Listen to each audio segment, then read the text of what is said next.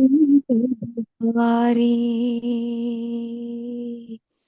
जय राधा माधवा कुंज बिहारी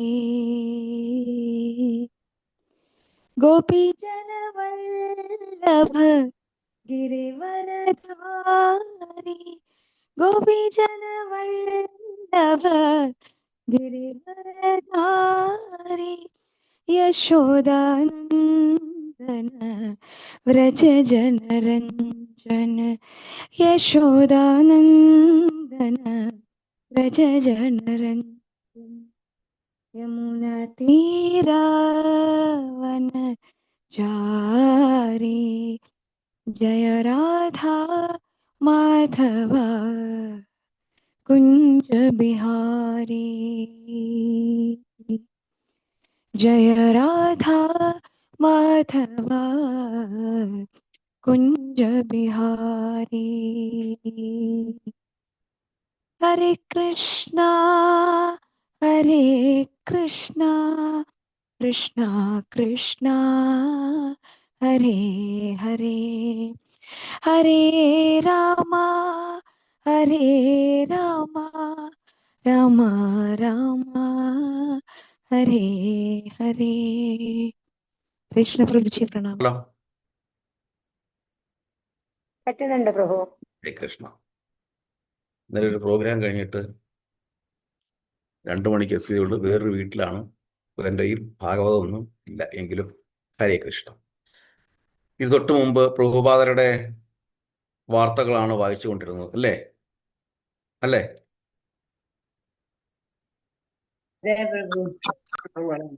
ലാസ്റ്റ് വരികൾ എന്താ വായിച്ചു നിർത്തിയത്? ആരോഗ്യസ്ഥിതിയുടെ അവസ്ഥയില് എന്തോ മരുന്നല്ല വേണ്ടത്, നാമമാണ് എന്തോ വേണ്ടത്. കേട്ടില്ല. അദ്ദേഹത്തിന്റെ ആരോഗ്യസ്ഥിതിക്ക് മരുന്നല്ല വേണ്ടത്, ഭഗവാന്റെ നാമമാണ് വേണ്ടതെന്നാണ് ശിഷ്യരോട് പറഞ്ഞുകൊണ്ടിരുന്നത്. ഹരേ കൃഷ്ണ. തൊട്ട് മുന്നുള്ള വരികൾ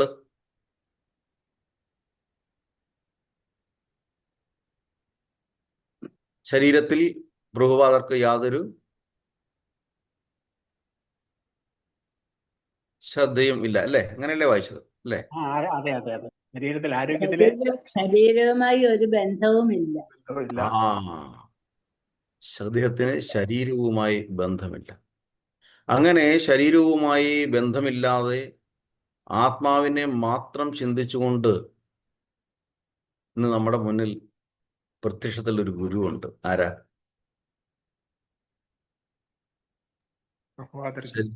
ശരീരത്തിൽ നടക്കുന്ന ശാരീരിക ക്ലേശങ്ങളെ പറ്റി ചിന്തിക്കുന്നതേ ഇല്ലാത്ത ഒരു ഗുരു. ഹിസ് ഹോളിനസ് ജയപതാക സ്വാമി ഗുരു മഹാരാജ്. അദ്ദേഹത്തെ ഈയുള്ളവന് സേവനം ചെയ്യാൻ സാധിച്ചിട്ടുണ്ട് ഗുരുകൃപയാൽ. രാത്രി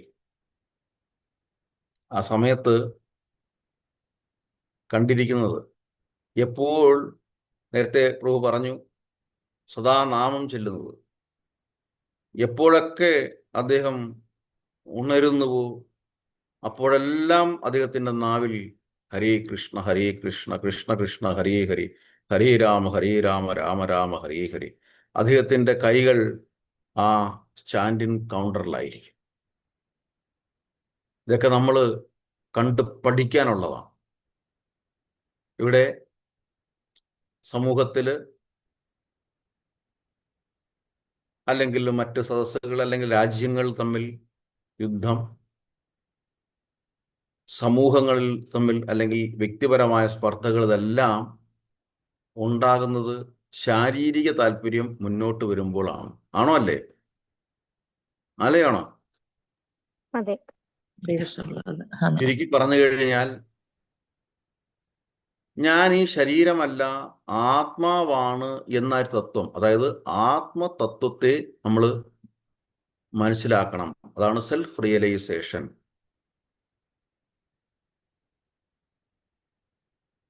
ഇവിടെ നിർഭാഗ്യവശാല് നമ്മൾ അതിനോടൊന്നും താല്പര്യം കാണിക്കാതെ ഭൗതികമായ താല്പര്യങ്ങളിൽ മാത്രം ശ്രദ്ധയൂന്നി മുന്നോട്ട് പോകുന്നു. ഇവിടെ ശുകദേവ ഗോസ്വാമി പരീക്ഷിത് മഹാരാജാവിനോട് പറയുന്നു. എടുത്താട്ട് 2-ാം സ്കന്ധം 1-ാം അധ്യായം 2-ാമത്തെ ശ്ലോകം എടുത്താട്ട്. 2:1-2. ശ്രോതവ്യാനി രാജേന്ദ്രധർമ്മം ശാന്തി സഹസ്രസഹ. എടുത്താട്ട്.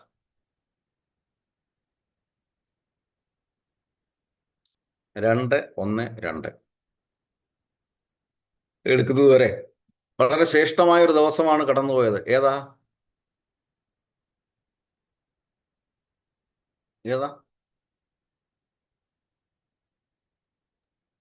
പാണ്ഡവ ഏകാദശി. എന്തോ? പാണ്ഡവ ഏകാദശിയാണ്. അത് കൂടാതെ സ്നാനയാത്ര. സ്നാനയാത്ര. എത്ര പേര് ഓർമ്മിച്ചു? സ്നാനയാത്ര കഴിഞ്ഞ ആഴ്ച പറഞ്ഞിരുന്നു. സ്നാനയാത്ര.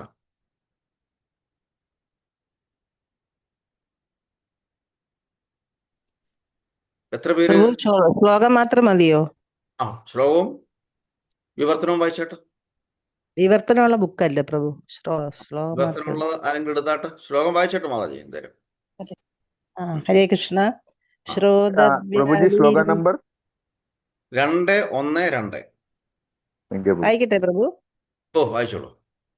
ശ്രോതവ്യാധീനിരാജേന്ദ്ര നൃണാം സന്ധി സഹസ്രശഃ അപശ്യതാമാത്മതത്വം ഗൃഹേഷു ഗൃഹമേധിനാം. ഹരേ കൃഷ്ണ. ഗൃഹേഷു ഗൃഹമേധിനാം. നമ്മൾ ആരാന്നാ പറയുന്നത്? ഹരേ കൃഷ്ണ. നമ്മൾ ആരാന്നാ പറയുന്നത്?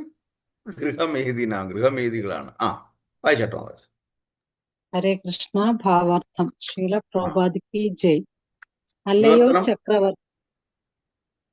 അല്ലയോ ചക്രവർത്തി, പരമസത്യത്തെ സംബന്ധിക്കുന്ന സൂക്ഷ്മജ്ഞാനത്തിൽ ലൗകിക കാര്യങ്ങളിൽ മുഴുവൻ ശ്രദ്ധയും കഴിവും ചെലുത്തുന്ന അതിഭൗതികവാദികൾ തീർത്തും അജ്ഞരാണ്, അഥവാ കാഴ്ച നശിച്ചവരാണ്. അതിനാൽ അവർക്ക് താല്പര്യമുള്ള നിരവധി വിഷയങ്ങൾ മാനവ സമൂഹത്തിൽ ശ്രവിക്കാനായുണ്ട്. ഹരേ കൃഷ്ണ. ഹരേ കൃഷ്ണ. ഭാവാർത്ഥം കൂടെ വായിച്ചാട്ട്. ഹരേ കൃഷ്ണ. ഭാവാർത്ഥം. ശ്രീല പ്രഭുപാദിക്ക് ജയ്. വെളിപ്പെട്ട ധർമ്മശാസ്ത്രങ്ങളിൽ ഗൃഹസ്ഥാശ്രമികളുടെ ജീവിതത്തെ ഗൃഹസ്ഥനെന്നും ഗൃഹമേധി എന്നും 2 വകുപ്പുകളായി തിരിച്ച് നാമകരണം ചെയ്തിരിക്കുന്നു. പുത്ര കളത്രാദികളോടൊപ്പം വസിച്ചുകൊണ്ട് പരമസത്യ സാക്ഷാത്കാരത്തിനായി ആത്മജ്ഞാനപരമായും അതീന്ദ്രിയമായും ജീവിക്കുന്നവരാണ് ഗൃഹസ്ഥർ. അതേസമയം ഗൃഹമേധികൾ കുടുംബാംഗങ്ങളുടെയോ അല്ലെങ്കിൽ കുടുംബ ബന്ധുക്കളുടെയോ ലൗകിക ക്ഷേമത്തിനായി മാത്രം ജീവിക്കുന്നവരാണ്. ആകയാൽ അവർ സദാ മറ്റുള്ളവരോട് അസൂയയുള്ളവരാകുന്നു. മേധി എന്ന പദം മറ്റുള്ളവരോട് അസൂയയുള്ളവർ എന്നതിനെ സൂചിപ്പിക്കുന്നു. കുടുംബകാര്യങ്ങളിൽ മാത്രം താല്പര്യമുള്ളവരാകയാൽ ഗൃഹമേധികൾ നിശ്ചയമായും അസൂയാലുക്കളാകുന്നു. ആകയാൽ ഒരു ഗൃഹമേധി ഒരിക്കലും മറ്റൊരു ഗൃഹമേധിയുമായി സൗഹൃദത്തിലായിരിക്കുകയില്ല. സാർവത്രികമായി സമുദായം, സമൂഹം അല്ലെങ്കിൽ രാജ്യം എന്നിവയൊക്കെയും സ്വാർത്ഥ താല്പര്യങ്ങൾ മൂലം ഒരിക്കലും പരസ്പര സൗഹാർദ്ദത്തിലായിരിക്കുകയില്ല. പരമസത്യത്തെ സംബന്ധിച്ച സൂക്ഷ്മജ്ഞാനത്തെക്കുറിച്ച് അജ്ഞരാകയാൽ അഥവാ കാഴ്ച നഷ്ടപ്പെട്ടവരാകയാൽ കലിയുഗത്തിൽ എല്ലാ ഗൃഹസ്ഥരും അന്യോന്യം അസൂയാലുക്കളായിരിക്കും. അല്പജ്ഞാനികളാകയാലും രാഷ്ട്രീയം, ശാസ്ത്രീയം, സാമൂഹികം, സാമ്പത്തികം തുടങ്ങി നിരവധി വിഷയങ്ങൾ ശ്രവിക്കാനായുണ്ടാകയാലും ഭൗതിക ജീവിതത്തിന്റെ പരമ ദുരിതങ്ങളായ ജനനം, മരണം, വാർദ്ധക്യം, രോഗം എന്നീ ക്ലേശങ്ങളെ കുറിച്ചുള്ള ചോദ്യങ്ങൾ ഉന്നയിക്കാൻ അവർ വിസ്മരിക്കുന്നു. യഥാർത്ഥത്തിൽ ജനനം, മരണം, വാർദ്ധക്യം, രോഗം എന്നീ ക്ലേശനിർഭരമായ അവസ്ഥയ്ക്ക് പരമമായ ഒരു പരിഹാരം കണ്ടെത്തുകയാണ് മാനവ ജീവിതത്തിന്റെ ലക്ഷ്യം.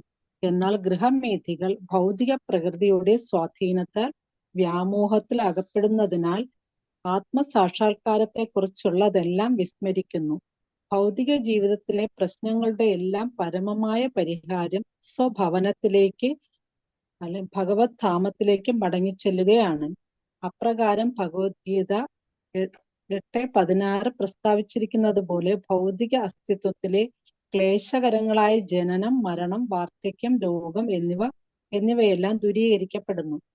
സ്വഭവനത്തിലേക്ക്, ഭഗവത് ധാമത്തിലേക്ക് മടങ്ങിപ്പോകുന്ന പ്രക്രിയ എന്നത് പരമപുരുഷനെക്കുറിച്ചും അദ്ദേഹത്തിന്റെ നാമരൂപ ഗുണലീലകളെക്കുറിച്ചും അദ്ദേഹത്തിന്റെ പരിച്ഛദങ്ങളെയും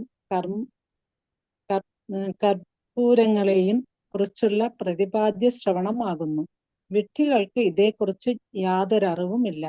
താൽക്കാലികങ്ങളായവയുടെ നാമരൂപ ഗുണലീലകളെ അവർ കേൾക്കാൻ ആഗ്രഹിക്കുന്നുവെന്നല്ലാതെ പരമനന്മയ്ക്കായി ശ്രവിക്കാനുള്ള ഈ പ്രവണതയെ എപ്രകാരം ഉപയോഗപ്പെടുത്തണമെന്ന് അവർക്കറിയില്ല. തെറ്റായ മാർഗത്തിലൂടെ നയിക്കപ്പെടുന്നവരാകയാൽ പരമസത്യത്തെ സംബന്ധിക്കുന്നതും നാമരൂപ ഗുണലീലകളെ മുഖ്യ പ്രതിപാദ്യ വിഷയമാക്കിയുള്ളതുമായ ചില അബദ്ധ സാഹിത്യങ്ങൾക്ക് അവർ രൂപം നൽകുകയും ചെയ്യുന്നു. ആകയാൽ ആരും മറ്റുള്ളവരോട് അസൂയപ്പെടാൻ മാത്രം നിലനിൽക്കുന്ന ഗൃഹമേധികളായി തീരരുത്. മറിച്ച് ധർമ്മശാസ്ത്രാനുസൃതമായ ഒരു യഥാർത്ഥ ഗൃഹസ്ഥനായി തീരണം. ഹരേ കൃഷ്ണ പ്രഭു. ഹരേ കൃഷ്ണ. എന്താ മനസ്സിലാക്കിയത്? എന്ത് മനസ്സിലാക്കി? ഗൃഹമേധികൾ കൊണ്ട് ഗൃഹസ്ഥരുണ്ട് എന്ന് പക്ഷേ ഗൃഹമേധി കൊണ്ട് എന്താണ് മനസ്സിലാക്കുന്നത്? നമ്മള് ഭൗതികമായ താല്പര്യം മുൻനിർത്തിയാണ് മറ്റുള്ളവരുമായിട്ട് ഇടപഴകുന്നത്. അപ്പോൾ അവിടെ എന്ത് പറ്റും? അവിടെ അസൂയ വരും. ഇന്ദ്രിയാണി പരണ്യാഹുർ പറഞ്ഞാട്ട് ഭഗവത്ഗീത.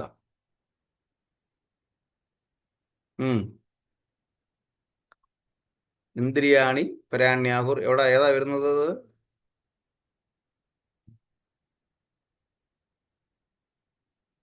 ഇന്ദ്രിയാണി പരം മനഃ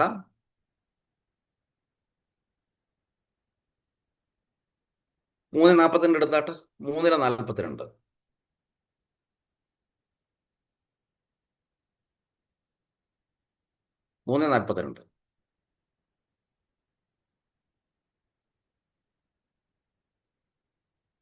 ഹരേ കൃഷ്ണ പ്രഭുജി.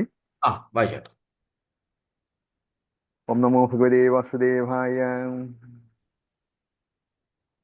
ശ്രീമദ് ഭഗവത്ഗീത അധ്യായം 3:42 ശ്ലോകം 42. ഇന്ദ്രിയാണി പരണ്യാഹോ ഇന്ദ്രിയേഭ്യോ പരം മനഃ മനസ്സു പരാ ബുദ്ധി ബുദ്ധേ പരതസ്തു സഹ. ഹരേ കൃഷ്ണ. ട്രാൻസ്ലേഷൻ വിവർത്തനം. ജഡപദാർത്ഥങ്ങളെക്കാൾ ഉത്കൃഷ്ടങ്ങളാണ് കർമ്മേന്ദ്രിയങ്ങൾ. മനസ്സ് ഇന്ദ്രിയങ്ങളെക്കാൾ ശ്രേഷ്ഠമാണ്. ബുദ്ധി മനസ്സിനെയും കടന്നു നിൽക്കുന്നു. ആത്മാവ് ബുദ്ധിയേക്കാൾ ഉന്നതനാണ്. ഹരേ കൃഷ്ണ. ഹരേ കൃഷ്ണ. അപ്പൊ നമ്മള് ഇന്ദ്രിയങ്ങളുടെ പുറകെ പോകുമ്പോഴാണ് നമുക്ക് എന്തുണ്ടാകുന്നത്? അസൂയ. നേരത്തെ പറഞ്ഞതുപോലെ പ്രഭു പറഞ്ഞതുപോലെ അസൂയ, നൈരാശ്യം, ഇച്ഛാദശ, അൺസാറ്റിസ്ഫാക്ഷൻ, അസംതൃപ്തി ഉണ്ടാകുമ്പോൾ നമുക്ക് എന്ത് ചെയ്യും? നമുക്ക് മറ്റുള്ളവരോട് അസൂയ തോന്നും. നമുക്ക് നമ്മുടെ അസംതൃപ്തിയാണ് മറ്റുള്ളവരോട് അസൂയ ഉണ്ടാക്കാനുള്ള കാരണം. അങ്ങനെ വരുമ്പം ക്രോധാദ്ഭവതി സമ്മോഹ, നമ്മുടെ എല്ലാ നിയന്ത്രണങ്ങളും നഷ്ടപ്പെടും. ശ്ലോകം ഏതാ? ഭഗവത്ഗീത 2. വായിച്ചേട്ടോ. ക്രോധാദ്ഭവതി സമ്മോഹ സമ്മോഹ സ്മൃതി വിഭ്രമക.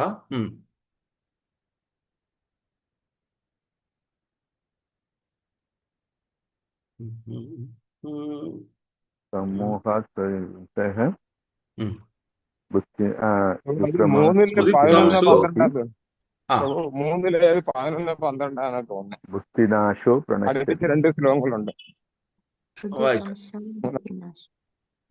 3-ാമത് അധ്യായത്തിൽ 11-12 നോക്കി ആശ പറയും.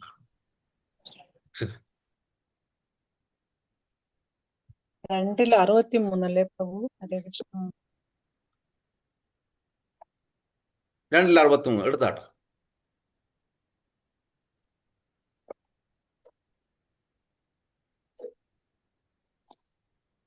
ക്രോധാദ്ഭവതി സമ്മോഹ വിഭ്രമഃ. ഹരേ കൃഷ്ണ. വായിക്കട്ടെ പ്രഭു. ക്രോധാദ്ഭവതി സമ്മോഹ സമ്മോഹാത് സ്മൃതി വിഭ്രമഃ സ്മൃതിഭ്രംശ ബുദ്ധിനാശോ ബുദ്ധിനാശാത് പ്രണശ്യതി. ഹരേ കൃഷ്ണ. ട്രാൻസ്ലേഷൻ. ട്രാൻസ്ലേഷൻ ജയശീല പ്രഭാതിനി. ക്രോധത്തിൽ നിന്ന് സമൂഹവും അതിൽ നിന്ന് ഓർമ്മപ്പിഴയും ഓർമ്മപ്പിഴയിൽ നിന്ന് ബുദ്ധിനാശവും ഉണ്ടാകുന്നു. ബുദ്ധിനാശത്താൽ വീണ്ടും ഭൗതികതയുടെ കയത്തിലേക്ക് വീഴുന്നു. ഹരേ കൃഷ്ണ. ഹരേ കൃഷ്ണ. വീണ്ടും ഭൗതികതയുടെ കയത്തിലേക്ക്, പുനരഭിജനനം, പുനരഭിമരണം.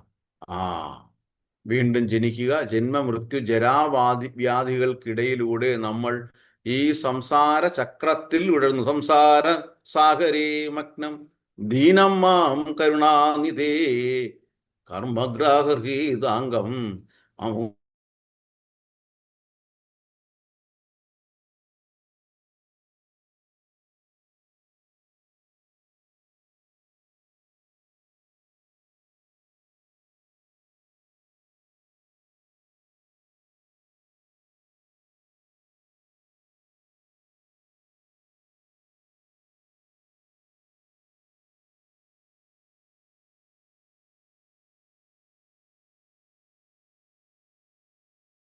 വായിച്ചാട്ടോ. कार्पण्यदोषो बहद स्वभाव पृच्छामि त्वां धर्मसमूढचेता यच्छ्रेयस्यान्निश्चितं ब्रूहि तन्मे शिष्यस्तेऽहं शाधि मां त्वां प्रपन्नम्. हरे कृष्ण. വിവർത്തനം.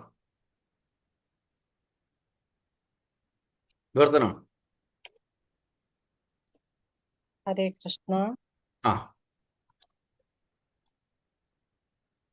ശ്രീല പ്രഭുപാദിക്ക് ജയ്. ദൗർബല്യം കൊണ്ട് ആത്മനിയന്ത്രണം നഷ്ടപ്പെട്ട എനിക്ക് കൃത്യനിർവഹണത്തെ പറ്റി ഒന്നും വ്യക്തമാകുന്നില്ല. ഈ അവസ്ഥയിൽ എനിക്ക് എന്താണ് യോജിച്ചതെന്ന് പറഞ്ഞു തരണം. ഞാനിപ്പോൾ അങ്ങയെ ശരണം പ്രാപിച്ച ശിഷ്യനാണ്. ദയവായി ഉപദേശം തന്നാലും. ഹരേ കൃഷ്ണ. താഴ്മയോടെ എന്നെ കൊണ്ട് ഒന്നും സാധിക്കില്ല, സ്വതന്ത്രമായി എന്നെ കൊണ്ടൊന്നും സാധിക്കില്ല, നേരെ രൂപയെ ഒന്ന് ചിന്തിക്കാൻ കൂടി സാധിക്കില്ല എന്ന് അർജുനൻ മനസ്സിലായി. നമ്മളെല്ലാം അത് തന്നെ. നമുക്ക് ഒരു ഉറച്ച തീരുമാനത്തിൽ എടുക്കാൻ സാധിക്കില്ല. ശരിയേത് തെറ്റേത് എന്ന് അറിയാൻ സാധിക്കില്ല. ആത്മതത്വം അറിഞ്ഞിടത്തോളം കാലം, ഭൗതികമായി ചിന്തിക്കുന്നിടത്തോളം കാലം, ആത്മതത്വത്തെ അറിയാത്തിടത്തോളം കാലം നമുക്ക് നമ്മുടെ തീരുമാനങ്ങൾ തെറ്റായിക്കൊണ്ടേയിരിക്കും.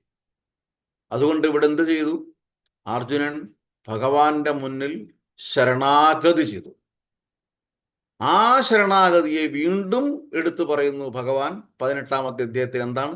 സർവധർമാൻ പരിത്യജ്. ഒന്നുകൂടെ വ്യക്തമാക്കുകയാണ്. നേരത്തെ ശരണാഗതി ചെയ്തു, എനിക്കൊന്നും അറിയത്തില്ല, ഞാൻ ശിഷ്യനാകുന്നു. അങ്ങനെ നമ്മൾ ആ ഒരു ഗുരുശിഷ്യ ബന്ധം നമ്മൾ സ്ഥാപിക്കുമ്പോൾ മാത്രമേ നമുക്ക് ആത്മതത്വത്തെക്കുറിച്ച് അറിയാൻ സാധിച്ചത്. അതുകൊണ്ടാണ് ലോകത്തിൻ്റെ ഒരേ ഒരു സമാധാനപ്പെട്ട ഗ്രന്ഥം ഭഗവത്ഗീത എന്ന് പറഞ്ഞത്. ആ ഗ്രന്ഥം വായിക്കുക എന്നുള്ളതല്ല, ആ ഗ്രന്ഥത്തിൻ്റെ വിദ്യാർത്ഥിയാവുക എന്നുള്ളതാണ് നമ്മൾ ഓരോരുത്തരുടെയും ധർമ്മം. കുടുംബത്തിൽ സമാധാനം, സമൂഹത്തിൽ സമാധാനം, രാജ്യത്ത് സമാധാനം, ലോകത്ത് സമാധാനം. എന്തുകൊണ്ടാ അത് പറയുന്നത്? ആത്മതത്വത്തെ കുറിച്ചിട്ടാണ്. ഞാൻ ഈ ശരീരമല്ല, ഈ ആത്മാവാണ്. എന്താണ് ആത്മാവ്? എന്താണ് ശരീരം? വീണ്ടും ഭഗവത്ഗീതയിൽ അർജുനനോട് അത് കഴിഞ്ഞ് ഭഗവാൻ പറയുന്നുണ്ട്, നിന്റെ ഈ മിഥ്യാധാരണ അകറ്റൂ. 2:20 എടുത്താട്ട്. ഈ ശരീരത്തെക്കുറിച്ചുള്ള അല്ലെങ്കിൽ നിന്റെ ഈ ജീവിതത്തെക്കുറിച്ചുള്ള മിഥ്യാധാരണ അകറ്റൂ. 2:20.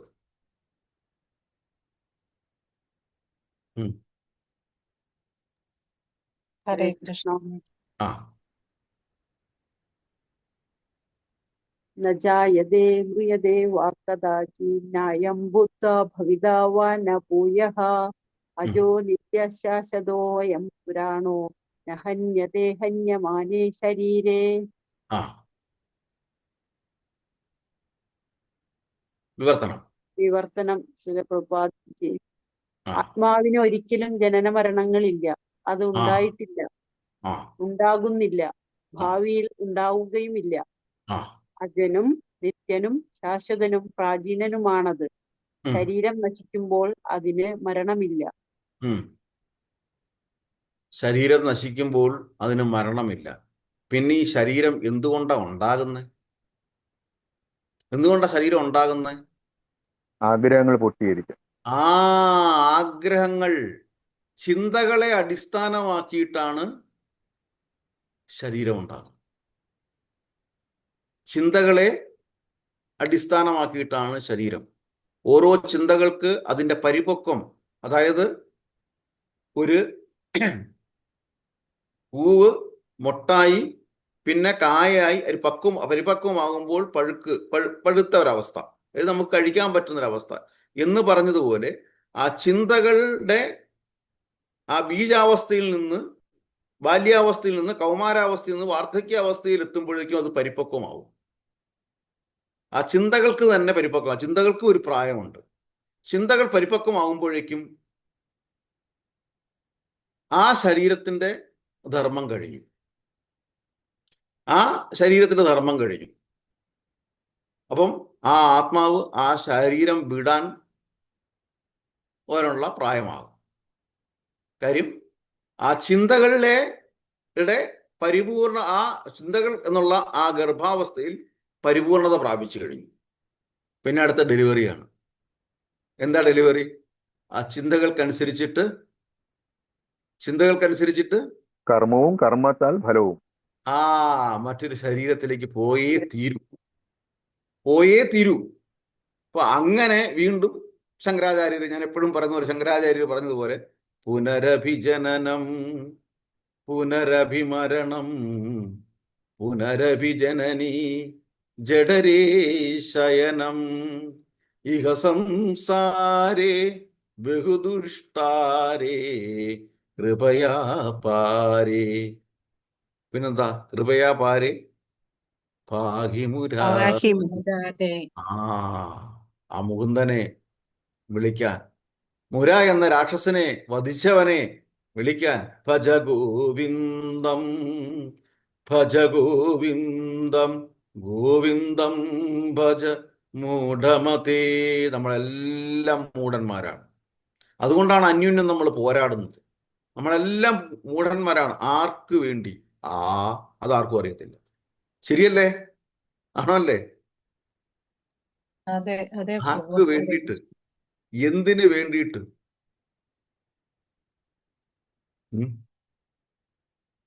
ഒരു രാജാവ് എല്ലാം വെട്ടിപ്പടുത്ത് ഇങ്ങനെ വരികയാണ്. അപ്പം ഭാരതത്തിൽ വന്നു, ഹിമാലയ സ്ഥാനങ്ങളിൽ വന്നു, യുദ്ധം ചെയ്ത് എല്ലാവരെയും കീഴ്പ്പെടുത്തി വരികയാണ്. അപ്പൊ അവിടെ ഒരു സന്യാസി ഇരിക്കുന്നത് കണ്ടു.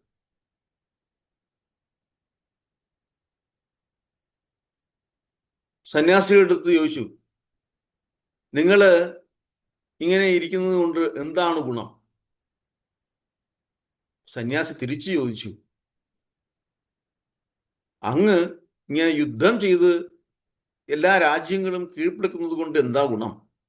അദ്ദേഹം പറഞ്ഞു, രാജാവ് പറഞ്ഞു, എന്തൊരു വിഡ്ഢി ചോദ്യമാണ്, എല്ലാം എൻ്റെ സ്വന്തത്തിലാക്കി, എൻ്റെ അധീനതയിലാക്കുക.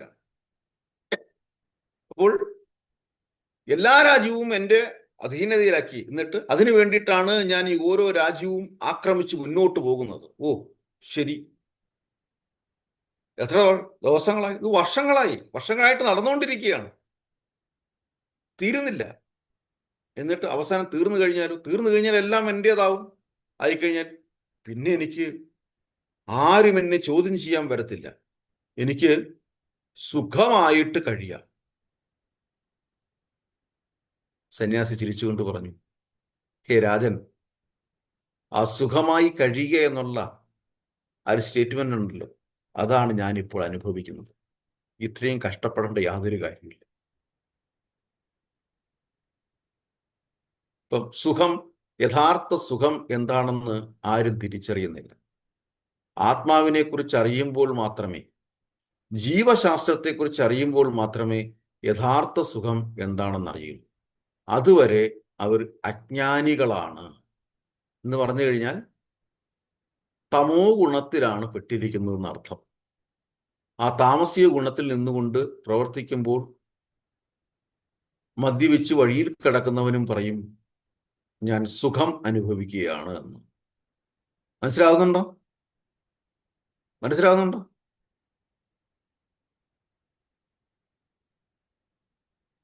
ഇല്ലേ? മനസ്സിലാവുണ്ട് പ്രഭുജി. മദ്യപിച്ച് വഴിയിൽ കിടക്കുന്ന മനുഷ്യനും പറയും ഞാന്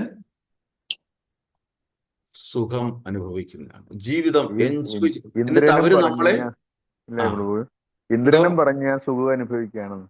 അതെ അതെ പന്നിയുടെ ഞാൻ ഇതില് വരുന്നത്. പന്നിയുടെ അതെ അതെ.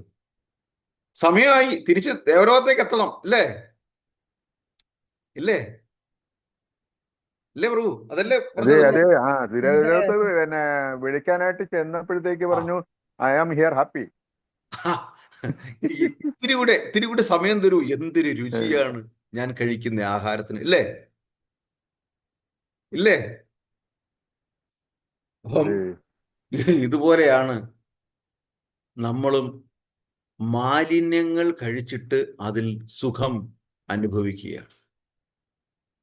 അപ്പൊ അവിടെയാണ് ആ ആത്മതത്വത്തെക്കുറിച്ച് നമ്മൾ അറിയണം എന്നുണ്ടെങ്കിൽ ഏത് രൂപത്തിനോട് നമ്മൾ അടുക്കണം. രഥയാത്ര വരികയാണ്.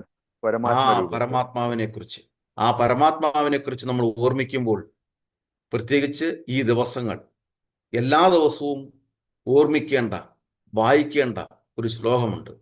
എപ്പോഴും ഞാൻ പറയുന്ന ആ ഒരു ശ്ലോകം. ഈ രഥയാത്ര വരുന്നു, മഹാപ്രഭുവിനെ ഓർമ്മിക്കുന്നു, പ്രതാപരുദ്ര മഹാരാജനെ ഓർമ്മിക്കുന്നു, ശുകദേവ ഗോസ്വാമിയെ ഓർമ്മിക്കുന്നു. ആ ഒരു ശബ്ദം കേട്ടിട്ട്, ആ ഒരു സൗന്ദര്യം കേട്ടിട്ട്, ആ സൗന്ദര്യ ലഹരിയിൽ, അവിടെയാണ് സൗന്ദര്യശാസ്ത്രം, സൗന്ദര്യ ലഹരി. വേറെ ഒന്നിനോടും എന്താണ് സൗന്ദര്യം എന്നുള്ളത് നമ്മൾ അന്വേഷിക്കുന്നു. പരമമായ സൗന്ദര്യം എന്താണ്? ആരെയും ആകർഷിക്കുന്ന ഒന്നാണ് പരമമായ സൗന്ദര്യം. ഈശ്വര പരമകൃഷ്ണ അനന്ത വിഗ്രഹ ഗോവിന്ദ സർവകാരണ കാരണ. അനാദിരാതിർ ഗോവിന്ദ സർവകാരണ കാരണം. ആ എല്ലാത്തിനും കാരണത്തിനും എല്ലാ കാരണങ്ങൾക്കും കാരണകരനായ ആ പരമദിവ്യോത്തമ പുരുഷൻ, എല്ലാവരെയും ആകർഷിക്കുന്ന വ്യക്തി, ആ വ്യക്തിയിൽ നമ്മൾ എത്തണമെന്നുണ്ടെങ്കിൽ ഭഗവാന്റെ ലീലകൾ, ഭഗവാന്റെ മഹിമകൾ, ഭഗവാന്റെ ശ്രേഷ്ഠതകൾ നമ്മൾ ഓർമ്മിക്കണം. ആ ഓർമ്മിക്കാൻ വേണ്ടിയിട്ടാണ് ജഗന്നാഥ സ്വാമി നയനപദഗാമി നമ്മൾ വലിക്കുകയാണ് ഇങ്ങോട്ട്, നമ്മുടെ ഹൃദയത്തിലേക്ക് വലിക്കുകയാണ്. അപ്പൊ അടുത്ത ആള് എൻ്റെ ഹൃദയത്തിലേക്ക് വലിക്കുകയാണ്. നമ്മൾ അങ്ങോട്ടും ഇങ്ങോട്ടും, അവിടെയാണ് പിടിവലി കൊണ്ട് എൻ്റെ ഹൃദയത്തിലേക്ക്. കൃഷ്ണ എൻ്റെ ഹൃദയത്തിലേക്കൊന്ന് വരൂ, കൃഷ്ണ എൻ്റെ ഹൃദയത്തിലേക്ക് വരും. ഓരോരുത്തരും പിടിച്ചു വലിക്കണം ഭഗവാന്റെ തേര്. എങ്ങോട്ടേക്ക്? നമ്മുടെ ഹൃദയാന്തർഭാഗത്തേക്ക്, ഹൃദയത്തിന് ഉള്ളിലേക്ക്. ആ രൂപം ബർഹാപീഠം. ഈ ദിവസങ്ങളെല്ലാം ഈ ശ്ലോകം ചൊല്ലണം. ബർഹാപീഠം നടവരവപു കർണയോ കർണികാരം ബൃഹത്വാസ കനകകരിശം വൈജയന്തിം ച മാല. രന്ധ്രാൻ വേണോ അധരസുതയ അധരസുധരയൻ അപൂര്യൻ ഗോപവൃന്ദൈർ വൃന്ദാരണ്യം സ്വപദരമണം പ്രാവിശത് ഗീതകീർത്തി. 10:21-5 ദശമസ്കന്ധം 21-ാമത്തെ അധ്യായം 5-ാമത്തെ ശ്ലോകം. 10:21-5. ബർഹാപീഠം നടവരവപു കർണയോ കർണികാരം. എത്ര സുന്ദരമായ നമ്മുടെ ഭഗവാന്റെ രൂപത്തെക്കുറിച്ച്, ആ സൗന്ദര്യത്തെക്കുറിച്ച് അറിയണമെന്നുണ്ടെങ്കിൽ, താല്പര്യം വരണമെന്നുണ്ടെങ്കിൽ ഈ ഒരു ശ്ലോകം നമ്മൾ എപ്പോഴും ഓർമ്മിക്കണം. ഏത് രംഗമാണ് ഓർമ്മിക്കേണ്ടത്? മഹാപ്രഭുവിൻ പ്രതാപരുദ്ര മഹാരാജാവിന്റെ അടുത്ത് ചെന്ന് ആലിംഗനം ചെയ്ത ആ ഒരു അന്തരീക്ഷം. ഏത് ശ്ലോകം കേട്ടിട്ട്? ബർഹാപീഠം നടവരവപു കർണയോ കർണികാരം. ശുകദേവ ഗോസ്വാമി അച്ഛന്റെ അടുത്തേക്ക് തിരിച്ചുപോയ ആ ഒരു നിമിഷം. ബർഹാപീഠം നടവരവപു കർണയോ കർണികാരം. ബിഭ്രത്വാസ കനക കവിശം വൈജയന്തിം ചമാലം. രന്ധ്രാൻ വേണോരധരസുധയൻ നാപൂര്യൻ ഗോപവൃന്ദൈർ വൃന്ദാരണ്യം സ്വപദരമണം പ്രാവിശത് ഗീതകീർത്തി. ആ എടുത്തോ ട്രാൻസ്ലേഷൻ? 10:21:5 എടുത്തോ? പ്രഭുജി ഇംഗ്ലീഷ് വായിക്കട്ടെ? വായിച്ചേട്ടോ. Hare Krishna. Translation Jai Srila Prabhupada ki jai.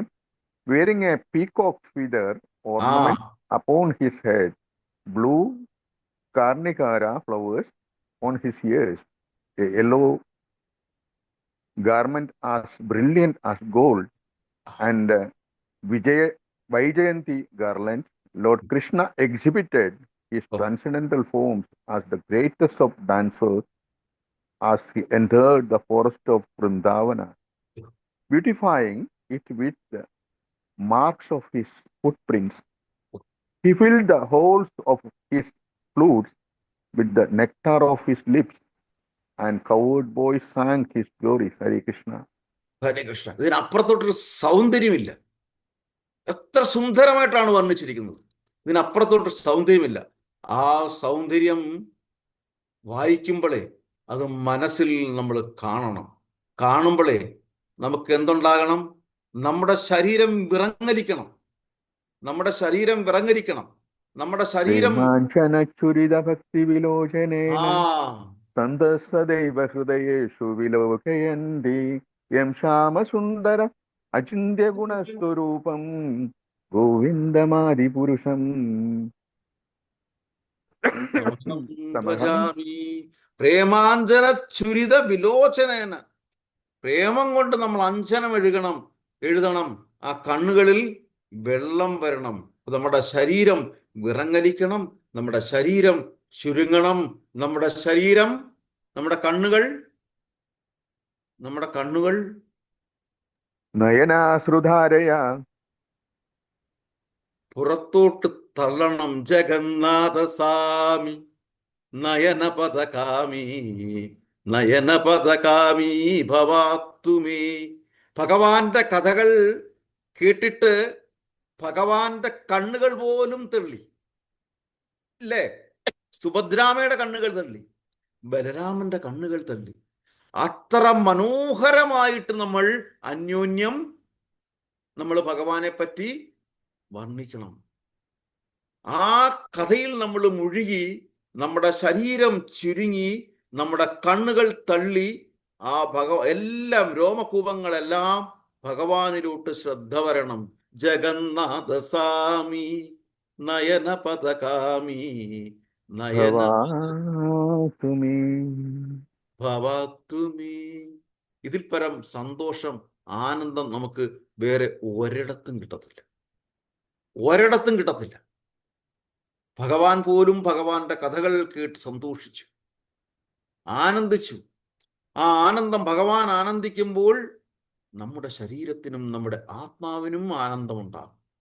നമ്മുടെ ശരീരത്തിനും നമ്മുടെ മനസ്സിനും നമ്മുടെ ആത്മാവിനും ആനന്ദം ഉണ്ടാകുമ്പോൾ നമ്മുടെ കുടുംബത്തിനും ആനന്ദമുണ്ടാകും, അല്ലേ? നമ്മുടെ കുടുംബത്തിനും ആനന്ദമുണ്ടാകും. നമ്മൾ ചെയ്യുന്ന പ്രവൃത്തികൾക്കും ആനന്ദമുണ്ടാകും. അപ്പം ഗൃഹമേദിനി എന്ന ആ ഒരു ഒരു വാക്കിൽ അവസ്ഥയിൽ നിന്ന് നിന്നും നമ്മൾ ഗ്രഹനാഥ പുറത്തു വരും. അവസ്ഥയിലേക്ക് വരും. ആ ഹരേ കൃഷ്ണ. അതാണ് അവിടെയാണ് വൈഷ്ണവ കവി പാടുന്നു. ഒരിടത്ത് ഇങ്ങനെ പാടിയിട്ടുണ്ട്. തതല സൈകതേ വരി ബിന്ദു സമസുത മിത രമണി സമാജി. എന്ന് പറഞ്ഞു കഴിഞ്ഞാൽ എന്താ?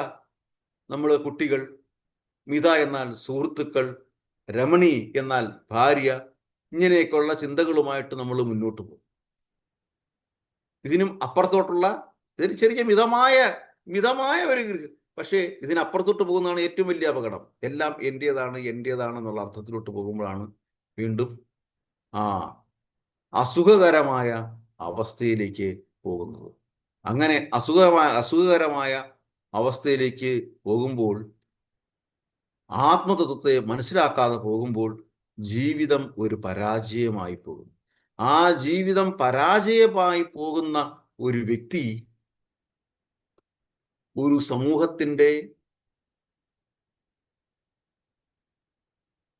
ലീഡ് ചെയ്യുന്ന ഒരു പൊസിഷനിലേക്ക് എത്തുമ്പോൾ എന്തായിരിക്കും അവസ്ഥ? മുഴുവൻ വീണ്ടും അപ്പം ആ ഒരു കുടുംബമല്ല, ആ വ്യക്തി മാത്രമല്ല പരാജയപ്പെടുന്നത്, ആ പ്രദേശമേ, ആ രാജ്യമേ, അല്ലെങ്കിൽ ആ ലോകമേ പരാജയപ്പെടും. വാഞ്ചാകൽപതരൂപ്യച്ച കൃപാ സിന്ധൂപ്യവച പതിതാനാം പാവനേഭ്യോ വൈഷ്ണവേഭ്യോ നമോ നമഃ. എപ്പോഴൊക്കെ നമുക്ക് മനസ്സ് വിഷമിക്കുന്നു, എപ്പോഴൊക്കെ നമുക്ക് അസൂയയുണ്ടാകുന്നു, എപ്പോഴൊക്കെ നമുക്ക് അസംതൃപ്തി ഉണ്ടാകുന്നു, അപ്പോഴെല്ലാം ഒരുവൻ മനസമാധാനം അല്ലെങ്കിൽ പരിഹാരം കിട്ടാൻ ആത്മാർത്ഥമായിട്ടും ആഗ്രഹിക്കുന്നെങ്കിൽ ഒരേ ഒരു വഴിയേ ഉള്ളൂ. ഏകം ശാസ്ത്രം ദേവകീ പുത്രഗീതം. ഏകോ ദേവദേവകീ പുത്ര ഏവ ഏകോ നാമ തസ്യ നാമാനി യാനി ഏകോ സേവ ഏകോ മന്ത്ര തസ്യ നാമാനി യാനി. ഏകോ മന്ത്ര തസ്യ നാമാനി യാനി കർമാപ്യേകം ദേവസ്യ സേവ. കർമാപ്യേകം തസ്യ ദേവസ്യ സേവ. ഒരൊറ്റ മന്ത്രമേ ഉള്ളൂ നമ്മുടെ മുന്നിൽ. ഏതാ മന്ത്രം? ദേവകീപുത്രഗീതം. ആ ദേവകീപുത്രനെ കുറിച്ചിട്ടുള്ള മന്ത്രം മാത്രമേ നമ്മുടെ മുന്നിലുള്ളൂ. ഒരൊറ്റ ശാസ്ത്രമേ നമ്മുടെ മുന്നിലുള്ളൂ. അതെന്താ ശാസ്ത്രം? ഭഗവത്ഗീത. ഒരൊറ്റ ജോലിയേ നമ്മുടെ മുന്നിലുള്ളൂ. എന്താണ്? സേവനം. ദേവസ്യ സേവ, ഭക്തിയുത സേവനം. ഭക്തിയുത സേവനത്തിലൂടെ അല്ലാതെ ഒരുവനും ജീവിതത്തിൽ രക്ഷപ്പെടുകയില്ല. ഒരുവനും, യാതൊരു സംശയവുമില്ല അക്കാര്യത്തിൽ. ഹരേ കൃഷ്ണ. ഇന്ന് ഇവിടെ കൂടിയിരിക്കുന്ന എല്ലാ ശ്രേഷ്ഠന്മാരുടെ അടുത്ത് ഭഗവാനെക്കുറിച്ച്, ജഗന്നാഥനെക്കുറിച്ച് സംസാരിക്കാൻ സാധിച്ചത് തന്നെ മഹാഭാഗ്യം. അതുപോലെ തന്നെ ജഗന്നാഥന്റെ, ബലരാമന്റെ, അതാണ് യഥാർത്ഥ രമിപ്പിക്കുന്നവൻ. ആരാ? ബലരാമൻ. നമ്മൾ വിചാരിക്കും ആരാ രമിപ്പിക്കുന്നവൻ? ഗൃഹമേധി. അല്ല, യഥാർത്ഥമായും രമിപ്പിക്കുന്നത് ആരാ? ബലരാമൻ. നമ്മളെ രമിപ്പിക്കുവാനായി ഭഗവാന്റെ കൂടെ എപ്പോഴും സന്തത സഹചാരിയായ ആരാ പോകുന്നത്? രാമ രാമ രാമ ബലരാമൻ. ബലരാമൻ. ആ ബലരാമനെ കുറിച്ച് നമ്മൾ എത്ര ഭാഗ്യവാന്മാരാണ്. നമ്മൾ ഒരു നേരം എങ്കിലും ഇത്തിരി സന്തോഷം അനുഭവിക്കണം, ആനന്ദം അനുഭവിക്കണം എന്നുണ്ടെങ്കിൽ നേരെ എങ്ങോട്ട് പോകണം? തിരുവനന്തപുരം ശ്രീകൃഷ്ണ ബലരാം ക്ഷേത്രത്തിലേക്ക്. വേറൊന്നും വേണ്ട. സത്യമായിട്ടും പറയുന്നതാണ്. നമ്മൾ അവിടെ ചെല്ലുമ്പോൾ, ആ ശ്രീകോവിലേക്ക് പ്രവേശിക്കുമ്പോൾ തന്നെ നമ്മൾ എല്ലാം മറക്കും. എന്തുകൊണ്ടാ മറക്കുന്നത്?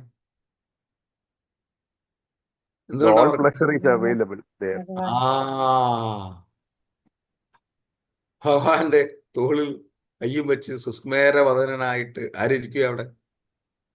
ബലരാമൻ. ബലരാമൻ. ഹരേ കൃഷ്ണ. ആ വലിയൊരു ബലരാമനെ അനൗൺസ്മെന്റ് ഉണ്ട്. ആ ഇന്ന് പാനിയട്ടി ഫെസ്റ്റിവല് ആ പള്ളിയോടം കടവില്, ഓ അതായത് മാവേലിക്കര തട്ടാരമ്പലം നിന്ന് വടക്കോട്ട് പോകുന്നത് ആ പള്ളിയോടം കടവില് ഇന്ന് പാനിയട്ടി ഫെസ്റ്റിവൽ ഉണ്ട്. രാവിലെ 10 മണിക്കാണ് തുടങ്ങുന്നത്. എല്ലാവരും അവിടെ എത്തിച്ചേർന്നു. ഹരേ കൃഷ്ണ. തീർച്ചയായും ഇനി അനൗൺസ്മെന്റുകളും സംശയങ്ങളും കാര്യങ്ങളൊക്കെ ചോദിക്കാം. പാനിഘട്ടി ഫെസ്റ്റിവലിൽ എല്ലാവരും കഴിവതും പങ്കെടുക്കണം. എല്ലാം ഭഗവാനെ ഓർമ്മിക്കാനും ഭഗവാന്റെ ഭക്തന്മാരെ ത്യാനന്ദ പ്രഭുവിനെ മഹാപ്രഭുവിനെ ഒക്കെ ഓർമ്മിക്കാനുള്ളൊക്കെ അവസരമാണ്. എനിക്ക് തോന്നുന്നു ഞാൻ എപ്പോഴും മറ്റൊരു കാര്യം കൂടെ ഓർമ്മിക്കുക, ഇതേപോലൊരു പാനിഘട്ടി മഹോത്സവത്തിലായിരിക്കും വർഷങ്ങൾക്ക് മുമ്പ് ഇത്തിക്കരയാറിൽ നമ്മുടെ ഒരു പ്രഭു ഇല്ലേ, ഗോവിന്ദരാജൻ പ്രഭു സുമേധ ആണോ? പ്രഭു സുമേധ പ്രഭു എന്തോ എന്തോ സുമേധ പ്രഭു സുമേധ പ്രഭു സുമേധ പ്രഭു വെളുന്നല്ലൂർ ശ്രീരാമസ്വാമി ക്ഷേത്രം അല്ലേ? ആണാണ്. അന്ന് പ്രഭു ഉണ്ടായിരുന്നോ? ഹരേ ഇല്ല, കേട്ടു ആ സമയത്ത്. അപ്പൊ ഗോവിന്ദരാജ ഹരേ പ്രഭു കൃഷ്ണ. പ്രഭുവൊന്നും ഇല്ല, വളരെ പണ്ട്. അതെ, വളരെ പണ്ട്. ഹരേ കൃഷ്ണ. അപ്പോ രഥോത്സവത്തിന് പ്രഭു കൊട്ടാരക്കര ഒന്ന് ജസ്റ്റ് അനൗൺസ് ചെയ്യണേ പ്രഭു. ഞാൻ ഇട്ടിട്ടുണ്ടായിരുന്നു പ്രഭു പോസ്റ്റ്. അത് അനൗൺസ് ചെയ്യുന്നതോടൊപ്പം ഞാൻ കഴിഞ്ഞ ആഴ്ച ഞാൻ പ്രഭുവിൻ്റെ അടുത്ത് പറഞ്ഞിരുന്നു, ആ ഒരു കഴിഞ്ഞ വീഡിയോകളും ഒക്കെ ഒന്ന് ഇട്ടേരെ, സ്നാപ്ഷോട്ടുകളൊക്കെ ഒന്ന് ഇട്ടേരെ. ഓക്കെ. എന്നിട്ട് മാക്സിമം ആൾക്കാരെയൊക്കെ ഒന്ന് വിളിക്കാൻ നോക്കിയാരെ. ഹരേ കൃഷ്ണ. ഹരേ കൃഷ്ണ. അപ്പോ എല്ലാരും വരിക, പ്രഭുജിയോട് ആദരപൂർവ്വം. പ്രഭുജിയും പ്രഭുജിയുടെ കുടുംബാംഗങ്ങൾക്കും എല്ലാവർക്കും ഒരു മുടക്കവും കൂടാതെ നമ്മുടെ സത്സംഗം തരുന്നതിലേക്ക് വേണ്ടിയിട്ട് 3 പ്രാവശ്യം ഹരേ കൃഷ്ണ മന്ത്രം ജപിക്കും. ഹരേ കൃഷ്ണ ഹരേ കൃഷ്ണ